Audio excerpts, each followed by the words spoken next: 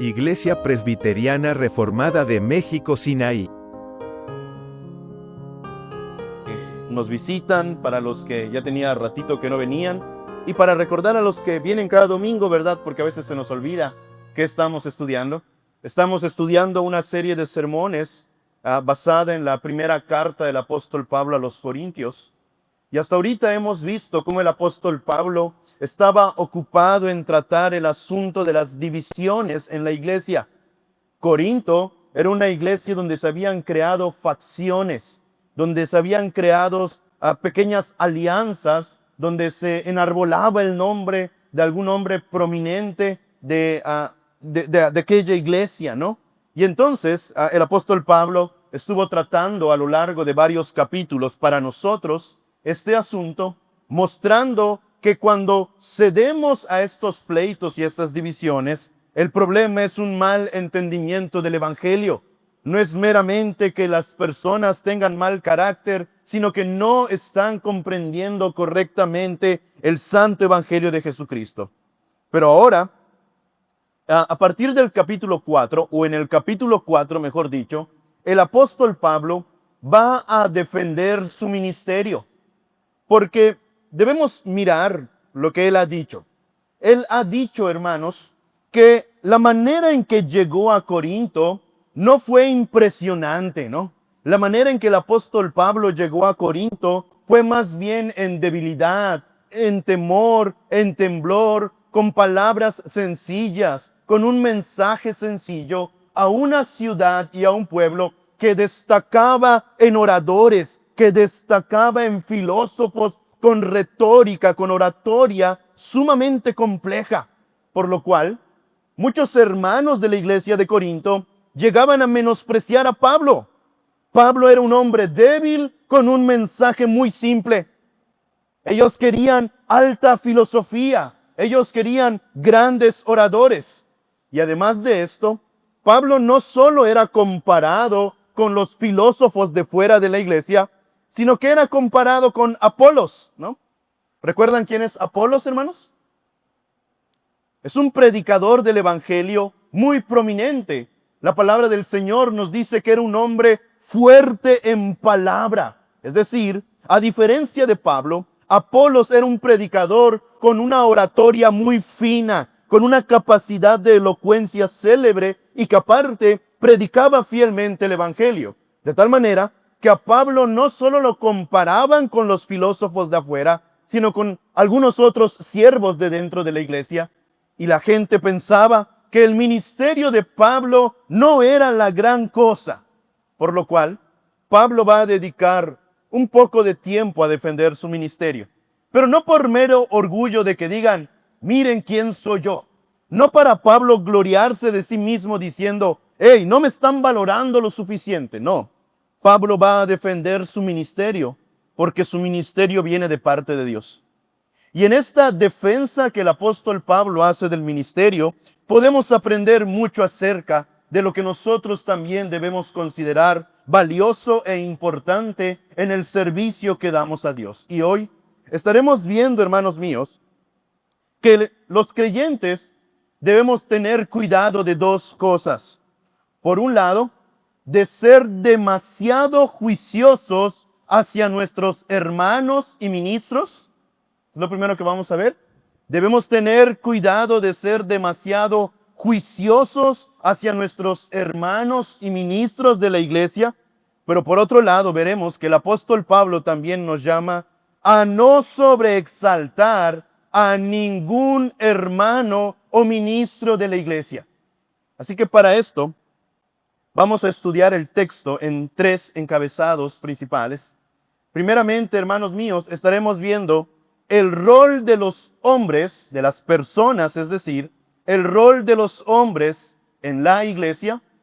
En segundo lugar, hermanos míos, estaremos viendo el atributo que se debe medir en ellos. Y en tercer lugar, veremos algunas aplicaciones de lo que hemos dicho. ¿De acuerdo? Entonces vayamos en primer lugar, mis amados hermanos, a ver el rol de los hombres en la iglesia. Versículo 1 del capítulo 4. Dice el apóstol Pablo: así pues, tengamos a los hombres por servidores de Cristo y administradores de los misterios de Dios.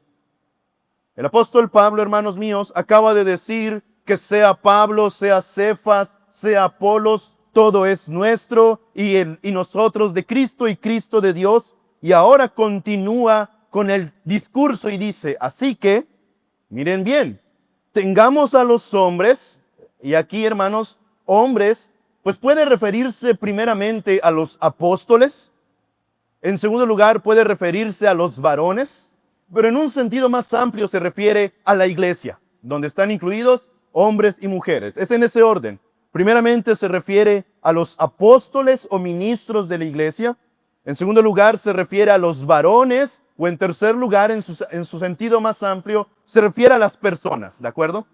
Y nos dice, los hombres sean tenidos por servidores de Cristo y por administradores de los misterios de Dios. Y aquí, en el idioma español, no se nota un cambio que el apóstol Pablo acaba de hacer en su manera de hablar, pero en el idioma griego sí se deja ver. El apóstol Pablo, a lo largo de Primera de Corintios, cuando ha hablado de los siervos, ha utilizado la palabra diáconos, ¿no? O lo que nosotros mencionamos como diáconos. Eso es un siervo.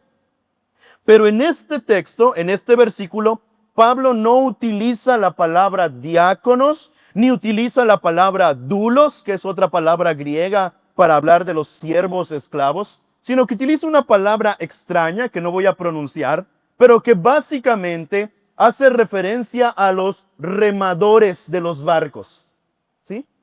Hermanos, ustedes han visto películas de los tiempos de los vikingos, por ejemplo, donde van en sus barcos y ellos no tenían motores para impulsar tremendos barcos, ¿verdad? ¿Cómo se movían los barcos en esos tiempos? Bueno, en la parte baja, ¿verdad? Había un grupo de esclavos que lo que hacían era ir remando, ¿no? Con palancas iban moviendo remos enormes por los cuales muchos de ellos tenían que estar trabajando. Esta es la palabra que se traduce por siervos aquí. Esclavos entregados al trabajo, ¿no? Estos hombres no pueden tomarse un break para ir a almorzar, ¿no? Ellos tienen que estar remando y remando. Pero además son una clase muy baja de siervos, ¿sí? No son la gran cosa. Es decir, en aquel tiempo, hermanos, nadie tomaba ese trabajo voluntariamente. Nadie aplicaba para el cargo de remador de barcos, ¿no? Era algo que todos querían evitar. Era un trabajo guardado para esclavos en un estado de profunda miseria, de profunda humillación. Y dice Pablo, esos somos. ¿Sí? Sea Pablo, sea Cefas, sea Apolos, no somos más que siervos, pero no de los más altos grados, sino de los más humillados. Y además dice también que somos servidores de Cristo y administradores. La palabra, una vez más, permítame ponerme un poco técnico, la palabra que ahí se traduce por administradores es la palabra oikonomos, ¿de acuerdo? Que quiere decir mayordomo de la casa, ¿no? El encargado de la casa.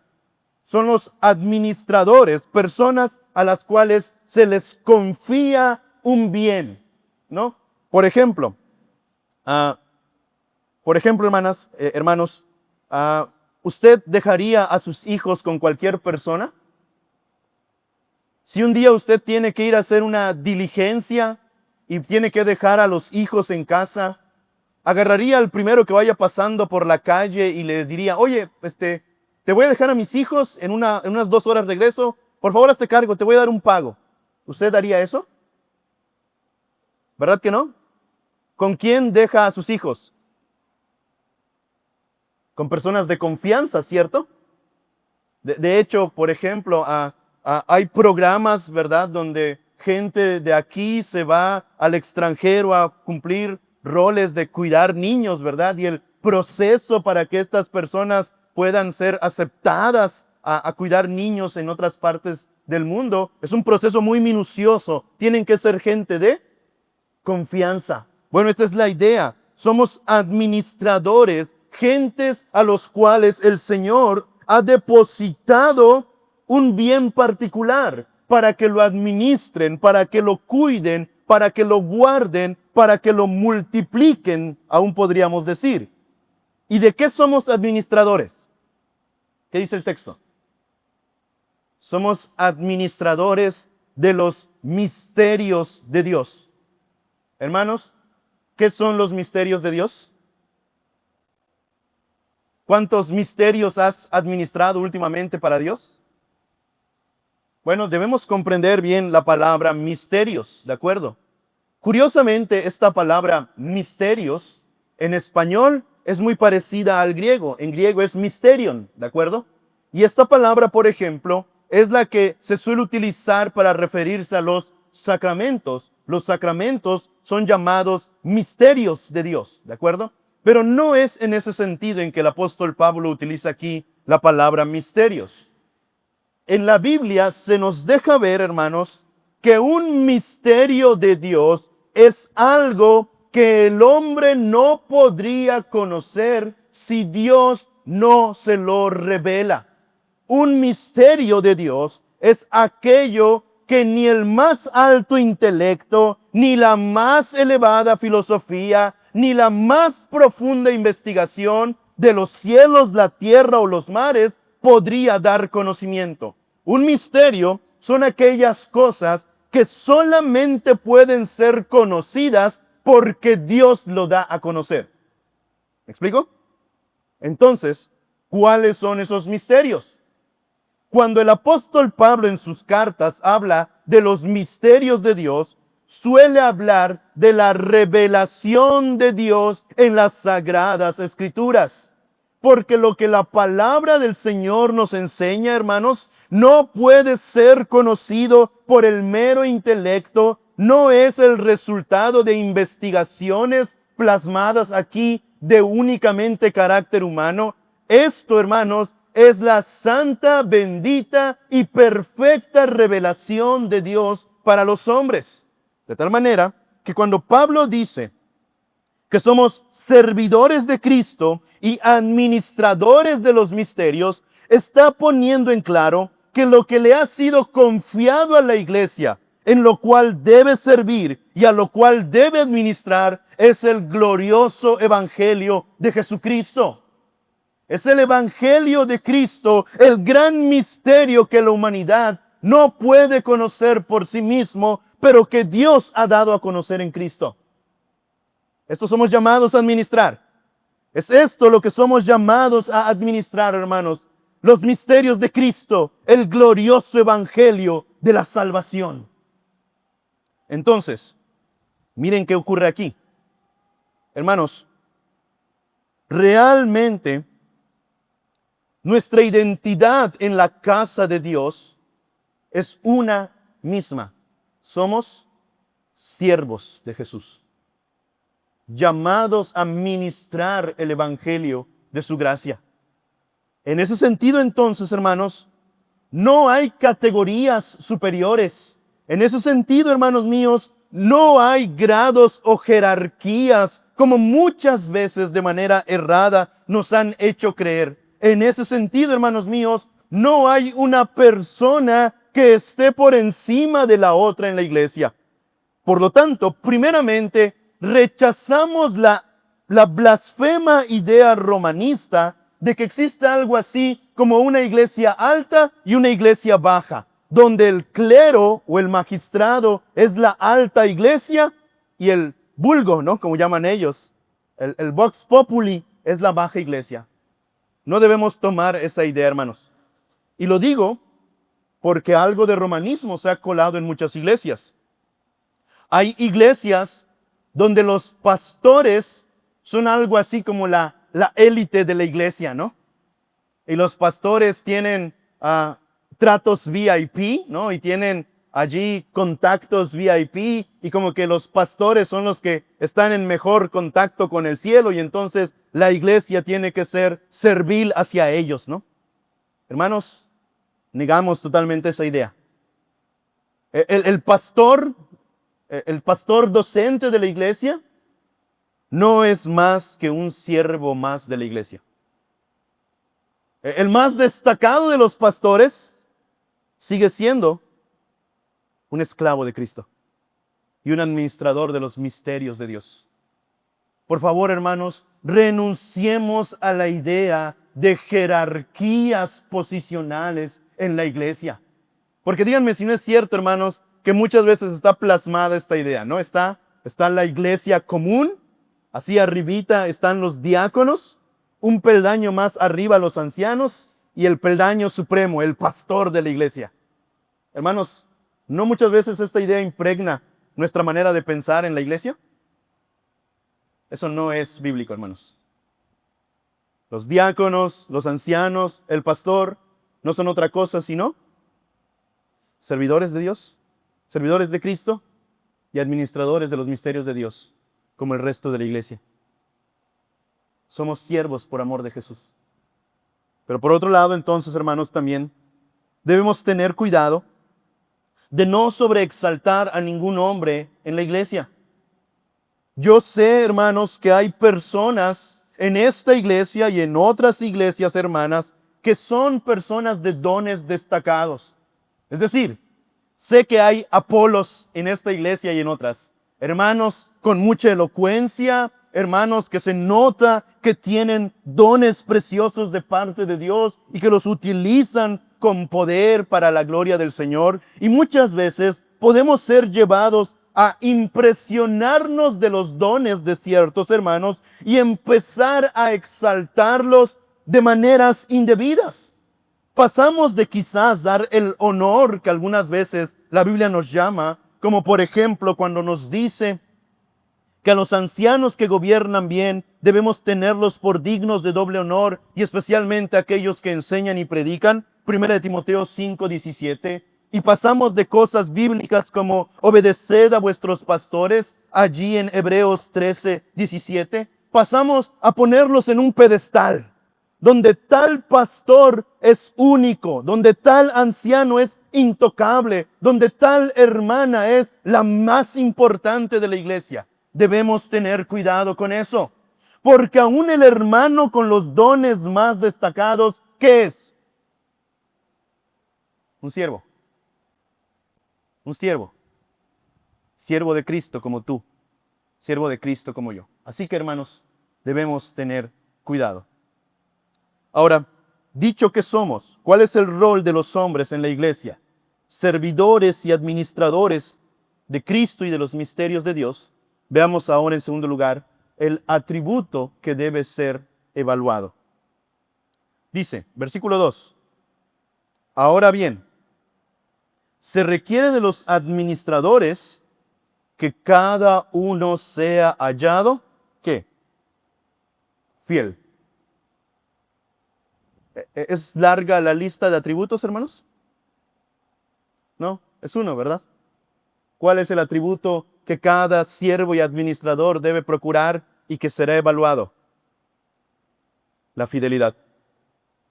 ¿Sí? La fidelidad. Miren lo que ocurre aquí, hermanos. El apóstol Pablo, después de hacer notar que cada uno de nosotros en la iglesia tiene este rol de siervo y administrador, nos llama profundamente la atención a lo que debemos procurar. Fidelidad. Si algo debemos estar evaluando en nuestros líderes de iglesia, en nuestros ancianos, pastores, diáconos, siervos, pero también en nuestras propias vidas, es qué tan fielmente estamos cumpliendo nuestro rol en la casa de Dios, que es la iglesia. Porque, hermanos, al final del día, lo que el Señor de la mies buscará de sus siervos no son principalmente los números, no serán principalmente las hazañas, no serán principalmente las grandes cosas, sino la fidelidad. Y miren, hermanos, cómo esto es importante, porque muchas veces perdemos el rumbo con facilidad y nos ponemos a buscar cosas que el Señor no está buscando, al menos no principalmente, y perdemos de vista lo que realmente es importante. Porque, hermanos, por ejemplo, muchas veces nosotros medimos el éxito ministerial en términos de números. ¿Cierto? ¿Cuál es una iglesia exitosa, hermanos? A ver, así rápidamente, sinceramente, piensen. ¿Cómo es una iglesia exitosa? Normalmente, ¿qué asociamos con una iglesia exitosa? ¿Una iglesia de 600 miembros o una iglesia de 10, 15 miembros? ¿Qué asociamos con una iglesia exitosa?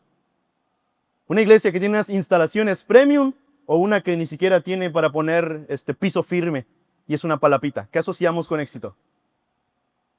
Normalmente, ¿qué asociamos con éxito, hermanos? ¿Una iglesia con una tesorería que tiene para comprar lo que le dé la gana? ¿O una iglesia que apenas está buscando cómo pagar la luz de este mes?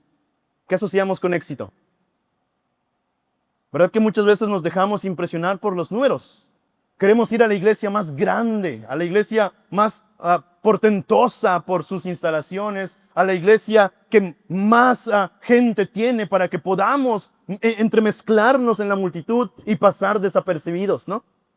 Hermanos, ha llamado el Señor a su iglesia a hacer números. ¿No es cierto, hermanos, que muchas veces en pro de tener grandes números, las iglesias han estado dispuestas a sacrificar la fidelidad? Me permito ponerles un ejemplo. Una iglesia muy grande en España, no recuerdo ahora justamente la región de España, pero es una iglesia de aproximadamente 3,000 personas cada semana reunidas. Imagínense eso, hermanos. 3,000 personas reunidas cada semana en aquella iglesia. Cada año lleva a cabo, entre sus muchas actividades, cada año, allí el 31 de octubre no celebran la Reforma. Adivinen qué celebran. Noche de Halloween cristiano. ¿Qué les parece si tomamos el ejemplo, hermanos, y este año celebramos Noche de Halloween cristiano? Disfrazamos a nuestros hijos de Lutero, ¿no? O los disfrazamos de Calvino, hay uno peloncito, quizás, ¿no? Y tienen números. Tienen muchísimos números. ¿Pero están siendo fieles? ¿No? Piensen, hermanos, ¿por qué las iglesias de la teología de la prosperidad crecen tan rápidamente? Son muy atractivas, ¿verdad? ¿Pero son fieles al Evangelio de Cristo? ¿No? Entonces, ¿son los números aquello que debemos procurar por encima de todo? No. Fidelidad. Fidelidad al Señor. Y como esto, hermanos, podríamos multiplicar los ejemplos, ¿no? Pero el punto es claro. Lo que el Señor requiere es un requerimiento. No es una opción más. Lo que el Señor requiere, dice el versículo 2, de los administradores es que cada uno sea hallado fiel. Al final de tus días, al final de la historia, el Señor no te va a preguntar cuántas hazañas hiciste por Él, ¿no? Hay gente que habla así. Dios quiere que hagamos grandes cosas para Él. No. No, hermano. Más bien, Dios es el que hace grandes cosas por nosotros. No te confundas. ¿Qué es lo que Dios requiere de nosotros? Que seamos hallados fieles en lo cotidiano, en lo del día a día, en las pequeñas cosas, para que al final, y esto es a lo que iba, al final de nuestros días, las palabras más preciosas que podremos escuchar de parte de nuestro Señor son estas: ven, buen siervo y fiel. Sobre poco has sido fiel, sobre mucho te pondré. Entra en el gozo de tu Señor.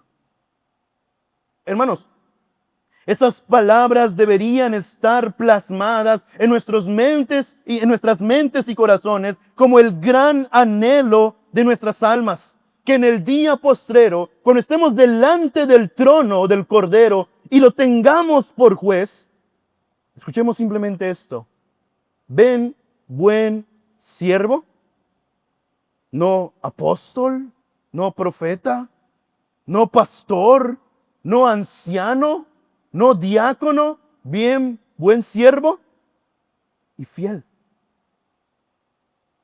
Y vean la dinámica. El que es fiel en lo poco, ¿qué hará el Señor con él? Sobre lo mucho lo pondrá. Y qué hermosas palabras. Entra en el gozo de tu Señor. Entra a compartir mi gozo. Ven, entra para deleitarte en mí y conmigo por la eternidad, para tener en ti el deleite que hay en mí. ¿A quiénes es dado este gozo en el día postrero? A los siervos fieles. Pero también está la otra cara, a aquellos siervos infieles que cuando su Señor regrese los encuentre que han derrochado sus bienes, que han faltado a servirle y multiplicar lo que Él les ha dado. ¿Qué les dirá? Al siervo malo y negligente, echadlo fuera, porque ahí será ¿qué? El lloro y el crujir de dientes. ¿Lo notan? No le va a preguntar qué tan grande fue tu ministerio. No te va a preguntar qué tan espectacular fue lo que hiciste. No te va a preguntar a cuántos millones impactaste. El asunto será qué tan fiel fuiste al glorioso evangelio que te he encomendado. ¿Qué tan fiel fuiste en vivir en el evangelio y en compartir a otros el evangelio? Porque somos administradores de los misterios de Dios. Fidelidad, hermanos. Aprendamos muy bien esta palabra. Fidelidad a Dios. Esto es lo que verdaderamente debes procurar en tu ministerio. En el servicio que rindes al Señor. Fidelidad al Señor. No importa si lo que haces ante el ojo público no es tan destacado. No importa si lo que haces no trae a multitudes para que te sigan y te hagan caso. No importa si lo que haces va a terminar siendo señalado por los hombres, como veremos a continuación. No importa. Si te encuentras siendo fiel, persiste en ser fiel, aunque los números no te acompañen, aunque quizás no consigas fama y comodidades, aunque quizás seas precisamente por ser fiel, seas calumniado, seas ultrajado, seas menospreciado. No importa lo que cueste, vayamos en pos de Él, siendo fieles en aquello que ha puesto en nuestras manos. Los misterios de Dios, el Evangelio de Jesucristo. Así que, hermanos, ¿qué pide el Señor de sus administradores? Fidelidad. Ahora, vayamos en tercer lugar a ver algunas aplicaciones que el apóstol Pablo presenta de lo que hemos dicho. Primeramente, versículo 3. Yo en muy poco tengo el ser juzgado por vosotros o por tribunal humano, ni aun yo me juzgo a mí mismo. Porque aunque de nada tengo mala conciencia, no por esto soy justificado, pero el que me juzga es el Señor. ¿Qué es lo primero que concluye Pablo a la luz de lo que ha dicho? Que somos siervos o servidores de Cristo y administradores de los misterios de Dios, y que lo que se requiere entonces es que seamos fieles. ¿Qué primera conclusión llega el apóstol Pablo? En primer lugar, él llega a la conclusión de que la opinión que debe ocuparnos entonces no es la de ningún hombre, sino la de Dios. Si somos servidores de Cristo, administradores de los misterios de Dios, y lo que Él requiere de nosotros es fidelidad, la primera conclusión a la que llega Pablo es que la opinión que importa no es el de la gente de fuera, no es el de la gente de dentro, ni siquiera es tu propia opinión. La opinión que importa es la opinión de Dios. Véanlo. Versículo 3. Yo en nada tengo el ser juzgado por vosotros. Y la palabra, el verbo griego da la idea de que no me preocupa estar siendo constantemente juzgado por ustedes. Pablo, hermanos, era consciente de que era la comidilla de la iglesia. ¿Sí? Pablo sabía muy bien que muy a menudo los hermanos estaban hablando de él. Eso es lo que deja ver la construcción de la oración en el idioma original. Es como si Pablo está diciendo, miren, no me preocupan en nada que ustedes siempre me estén trayendo al juicio. Esa es la idea de la primera frase. Pablo sabía, hermanos, que la iglesia de Corinto, con sus distintas facciones, constantemente lo andaba criticando, constantemente lo andaba menospreciando, constantemente lo andaba señalando. Aunque él estaba lejos, ¿no? Recuerden que es muy probable que él escribió esta primera carta desde Éfeso. Aunque él estaba a varios kilómetros de distancia, era un tema usual de conversación entre los hermanos de Corinto. ¿Y qué era lo que conversaban los hermanos de Corinto? Juicio contra Pablo. Por eso Pablo dice, no, a mí no me preocupa eso. Y miren, hermanos, esto nos debe advertir de algo. Nos debe advertir de tener mucho cuidado, de constantemente estar haciendo comidilla de algún hermano, comidilla de los líderes de la iglesia. Miren, hermanos, esta iglesia, ¿a quién está juzgando constantemente? Al apóstol Pablo. ¿Verdad que tú y yo, en retrospectiva, con 2000 años de diferencia hacia ellos, tenemos muy buena impresión del apóstol Pablo, ¿verdad? Hermanos, ¿nunca les ha pasado que pensarían, ay, ¿por qué Pablo no? Ojalá Pablo fuese el pastor de nuestra iglesia. ¿Les gustaría eso, hermanos? No, si Pablo fuera el pastor de la iglesia, seguramente todos lo amaríamos y todos estaríamos siempre al lado de él, ayudándolo, esforzándonos a que crezcamos juntos. Bueno, eso no es cierto. Los hermanos de Corinto tenían a Pablo o tuvieron a Pablo por pastor. ¿Y qué era lo que hacían de él? Burla, crítica y menosprecio. Tengamos mucho cuidado, hermanos. Y no hablo solamente hacia mi persona como pastor, hablo en general de la iglesia.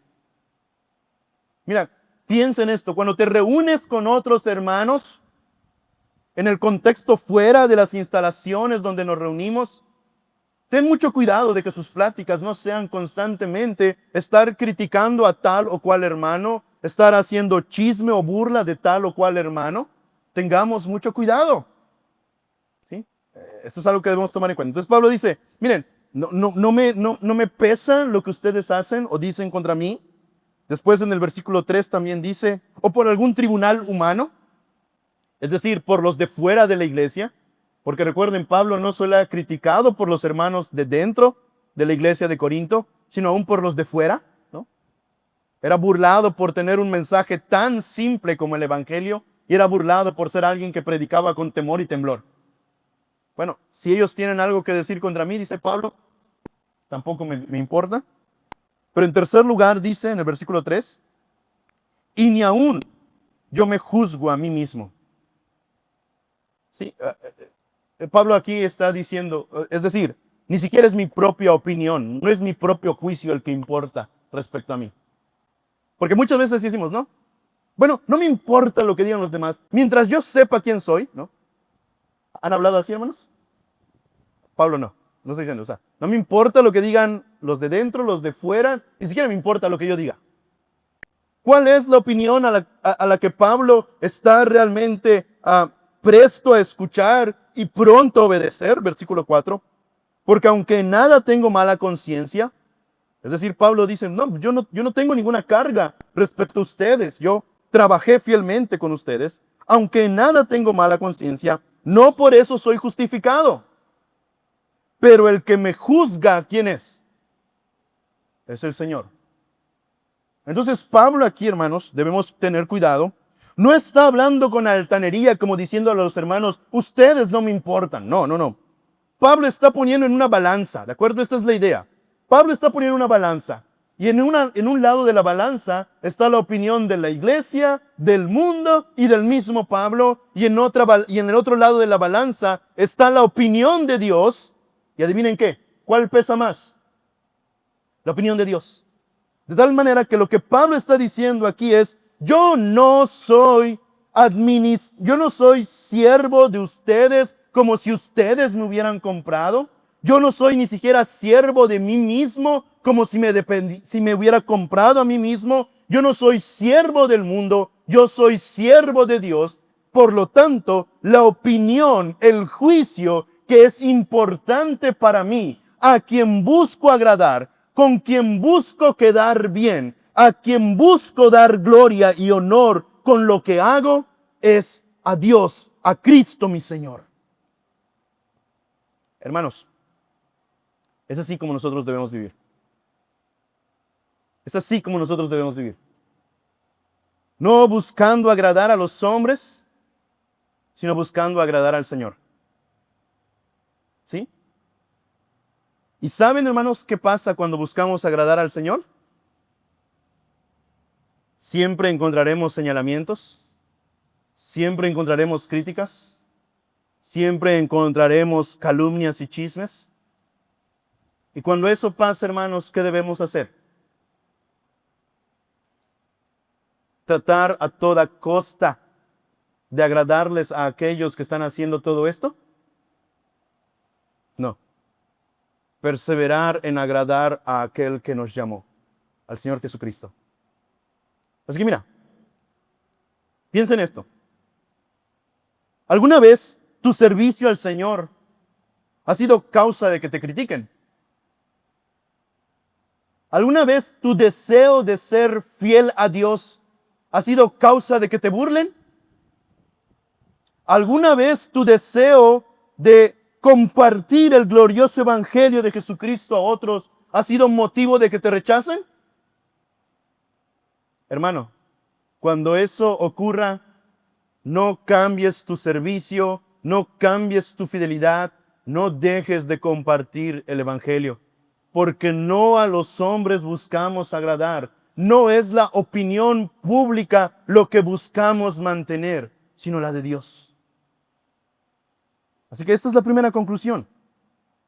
Si somos lo que somos, servidores de Cristo y administradores de los misterios de Dios, y nos llama a ser fieles, hermano, el juicio que importa no es el de la iglesia, no es el de los de fuera, ni siquiera es el tuyo propio. Es el del Señor. Esto nos debe llevar, hermanos, entonces, al menos a dos cosas. Por un lado, ¿qué debemos hacer a la luz de esto? Debemos estar constantemente pidiéndole al Señor que nos ayude a evaluar nuestro servicio, nuestra fidelidad, con la luz de sus ojos. Hermanos, el Señor no va a hacer que en una nube veas las palabras, lo estás haciendo muy bien, ¿no? O sea, Dios no va a hacer eso. No va a pasar que un día vas a estar caminando en la playa y de repente en la arena va a estar escrito, lo estás haciendo excelente, ¿no?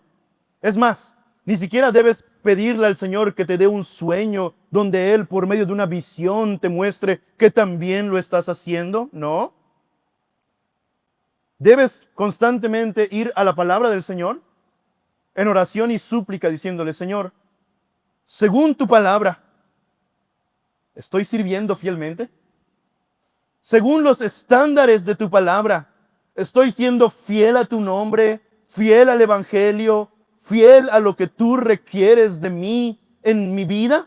¿Estoy siendo fiel como madre? ¿Estoy siendo fiel como padre? ¿Estoy siendo fiel como esposo? ¿Estoy siendo fiel como esposa? ¿Estoy siendo fiel como amigo? ¿Estoy siendo fiel como estudiante? ¿Estoy siendo fiel como trabajador? ¿Estoy siendo fiel como vecino? Estoy siendo fiel a ti en todas estas facetas de mi vida.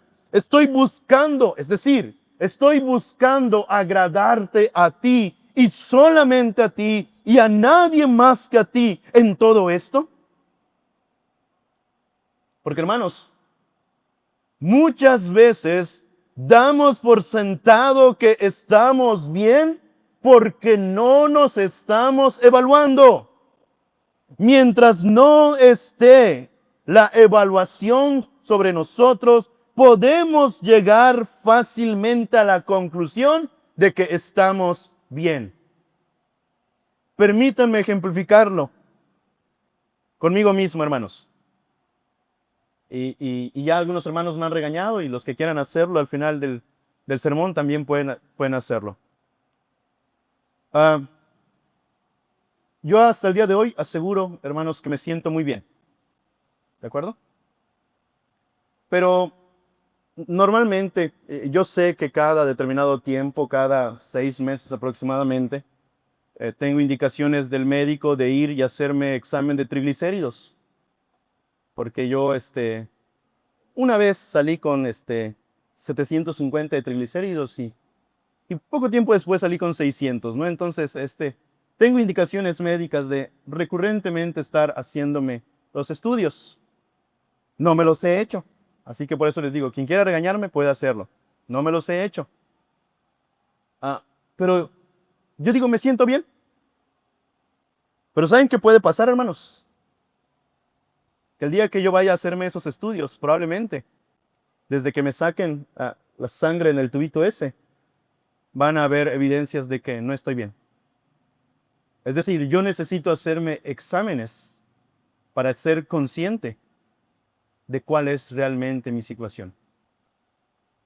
Muchas veces en la vida espiritual ocurre algo semejante, hermanos. Damos por sentado que estamos bien. ¿Por qué? Pues yo voy a la iglesia, ¿no? Pastor, a mí el domingo me vas a ver aquí. Quizás no en los 2 cultos, pero un culto aquí voy a estar. O estoy bien porque no he dejado de diezmar y ofrendar. O sea, cuando pasan el alfolillo, echo mi sobre y aparte agarro 10 pesitos y los pongo todavía. No 10, 100, ¿no? No, yo estoy bien, yo llego a la femenil, yo llego a los varones y no estoy diciendo que esto esté mal, ¿de acuerdo? No estoy diciendo que esto mal. Pero hermano, ¿eso es garantía de que estamos bien? ¿Es eso garantía de que estamos siendo fieles? ¿No es, por ejemplo, un examen más adecuado ir a Gálatas 5:22, donde está el fruto del Espíritu, y preguntarte, ¿el fruto del Espíritu es amor? ¿Cómo estoy amando a mi prójimo? ¿Cómo estoy amando a Dios? El fruto del Espíritu es amor, gozo. ¿Cómo está mi gozo? La gente me identifica más por ser alguien lleno de gozo o ser un amargado. El fruto del Espíritu es paz, paciencia, benignidad. ¿Cómo estoy en estas cosas? Vamos a las palabras del Señor Jesucristo, donde dice que debemos perdonar 70 veces 7. ¿Has estado perdonando las faltas de quienes te rodean últimamente? ¿Has estado perdonando las faltas de tu esposo o se las estás contando para que un día te las puedas enlistar una por una cuando te llega la coronilla? ¿Estás perdonando a tus compañeros de trabajo que muchas veces te lastiman o te ofenden? ¿O solamente estás buscando el momento de desquitarte? Podemos ir a la palabra del Señor y ver que somos llamados a escudriñar las Escrituras. ¿Cómo estás en esto? ¿Cómo está tu práctica diaria de orar? ¿Cómo está tu práctica diaria de leer las Escrituras? ¿Cómo estás en tu llamado a servir al necesitado? Es decir, hermanos, cuando nosotros nos exponemos a la palabra del Señor, no solamente a nuestras propias ideas o a lo que digan otros hermanos de ti o a lo que dice el mundo de ti, cuando nos exponemos a lo que Dios dice en su palabra, ¿cómo salimos en el examen? Porque la opinión que importa, hermanos, no es primeramente la de tus hermanos, ni la de los del mundo, ni siquiera la tuya misma. La opinión que importa es la de Dios. ¿Y dónde encontramos, hermanos, la opinión de Dios? En su palabra. Así que, ¿cuándo fue la última vez que a conciencia, a Biblia abierta, en un clamor al Señor, te has examinado? ¿Cuándo fue la última vez que te hiciste un análisis espiritual, hermano? Hermanos, necesitamos tomar en serio esto. Si la opinión que importa es la de Dios, debemos rogarle, examíname, oh Dios, y ve si hay en mí camino de perversidad, y guíame por el camino recto. Examíname, oh Dios. Pero en segundo lugar, hermanos, si la opinión que importa es la de Dios por encima de todo, sepamos que podemos sobreponernos a las críticas, a las murmuraciones, a los chismes, a las calumnias injustas, porque aquel que nos sostiene es Dios. Aquel hombre, aquella mujer que tiene a Dios por encima de todo, encontrará siempre que puede sobreponerse a todas estas cosas, porque no busca el aplauso de los hombres, no busca el reconocimiento del mundo, no busca la autoexaltación o la autorrealización. Busca, hermanos míos, el agradar a su Señor. Y Hebreos 6, versículo 10 dice que Dios no es injusto para olvidar vuestra obra. Podrá faltar el reconocimiento de los hombres, podrá faltar el aplauso del mundo, pero Dios no es injusto para olvidar vuestra obra que habéis hecho por amor de su nombre, sirviendo a los santos y sirviéndoles aún. Hermano, el desánimo viene cuando buscamos el reconocimiento de los hombres.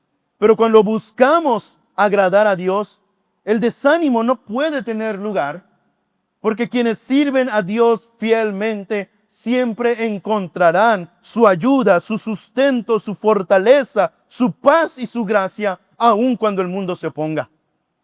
Así que, hermanos, miren, es bueno vivir buscando agradar a Dios más que a los hombres. Sé fiel. Pero volvamos a 1 Corintios 4 y veamos ahora también la otra conclusión a la que llega Pablo en el versículo 5. Dice, así que, otra conclusión, ¿lo notan? Así que, no juzguéis nada antes de tiempo, hasta que venga el Señor, el cual aclarará también lo oculto de las tinieblas y manifestará las intenciones de los corazones, y entonces cada uno recibirá su alabanza de Dios. ¿Cuál es la segunda conclusión a la que llega Pablo? No seas juzgón. Así como no quieres ser juzgado, no seas juzgón. Hermano, ¿eres juzgón? ¿Verdad que rápidamente nuestro corazón nos llama a decir, no, a mí no me importa lo que hagan otros? ¿En serio? ¿En serio? ¿No te has detenido a criticar a algún hermano últimamente? Ay, viste, a los músicos se les fue tal nota, ¿no? La hermana quería cantar en la y cantó en quién sabe dónde, ¿no? ¿No te has detenido a juzgar al pastor? Ah, ya viste sus fachas, ¿no? Ya viste cómo habla. No, fuera más elegante, ¿no? ¿Te has tenido a juzgar a ancianos, diáconos, algún hermano que tengas al lado? Luego pasa, ¿no? Que entra alguien a la iglesia y lo primero que hacemos es mirar de arriba abajo a ver si viene vestido a la altura, ¿no? Ah, mira, trae short. Así de pronto es nuestro corazón para levantar juicios, ¿no? Mira ese de pelo largo, mira esa de, no sé, mira sus aretes. Así de pronto somos para empezar a juzgar, hermanos. ¿Y saben qué dice el Señor? Versículo 5. No juzguéis nada antes de tiempo. Habrá un día, hermanos, donde habremos de juzgar. ¿Qué día es? El día del juicio, ¿verdad? El Señor Jesucristo vendrá a juzgar y dice la palabra del Señor que los santos aún juzgaremos a los ángeles. Participaremos, ¿no? Y otro día quizás tendremos tiempo de explicar todo esto. Por eso dice, no juzguéis antes nada de tiempo. Vendrá el día donde con Cristo juzgaremos. Pero hoy, hermanos, no es el día de levantar juicios. Hoy no es el día de levantar juicios. Así que mira, antes de levantarte en crítica y murmuración, antes de levantarte señalando a una, a dos, a tres y a casi media iglesia o más de ella, antes, hermanos míos, de que tú te pongas a criticar, mira, otro acuerdo de estos, ¿por qué así? ¿Por qué asá? ¿Por qué ese? ¿Por qué el otro? Antes de que tu corazón sea dominado por estas cosas, pídele al Señor que te dé sabiduría, que te dé dominio propio para no tomar esta actitud. Porque hermano, escucha bien esto. Tú no sabes. Tú no sabes lo que hay en el corazón de tus hermanos. Tú no sabes con qué motivación lo están haciendo, con qué cargas o luchas están lidiando. Tú no sabes lo que hay en el fondo de lo que está sucediendo. Tú puedes ver lo externo, pero lo externo es muy poco. Tú puedes ver lo que ocurre por fuera, pero lo que ocurre por fuera no es nada con lo que pasa por dentro. El que pesa los corazones y el que discierne los pensamientos del corazón es solamente uno, nuestro Dios y Señor Jesucristo. Es por eso que es a Él a quien ha sido encomendado todo juicio, no a ti y no a mí. Así que debemos tener mucho cuidado cuando somos llevados a una actitud hipercrítica hacia los hermanos. Porque es muy distinto que tú veas a un hermano en alguna necesidad de ser corregido y como cristiano vayas a él y lo corrijas. Y otra cosa es que andes diciéndole a medio mundo, oye, ¿sabías que el hermano está mal? No es lo mismo. Uno busca restauración, el otro busca destrucción. Y por eso Pablo dice, no juzguéis nada antes de tiempo. Más bien esperemos. Es un llamado a ser pacientes. ¿Por qué? Porque dice la palabra del Señor que viene el tiempo, viene el día en que Cristo el Señor vendrá y Él, no tú, no yo, Él aclarará también todo lo oculto de las tinieblas. ¿Qué es esto? Manifestará las intenciones de los corazones. Es el Señor el que hará visible si se estaba haciendo con rectitud o se estaba haciendo de manera impía. Porque puede ser que a ese que tú aplaudes, el Señor le dirá, apártate de mí, maldito, nunca te conocí. Y puede ser que a ese que tú criticas por todo lo que hace, el Señor le dirá, ven, buen siervo fiel.